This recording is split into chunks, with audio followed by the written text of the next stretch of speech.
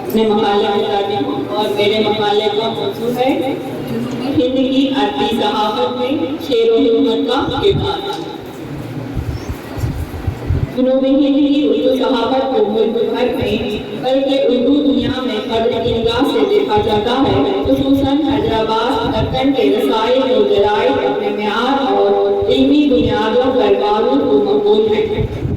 یہاں کے رسائل نے عوام کو اخلاق و اسرار سے نوازا ہے، تہذیب و تمدن کو فروغ دینے میں اپنا کردار ادا کیا ہے۔ عصر حاضر میں بھی کئی رسائل شائع ہو رہے ہیں، لیکن جن میں کئی ایک اپنی پرانی روش پر چلنے کو بھی اپنی آخر سمجھ رہے ہیں،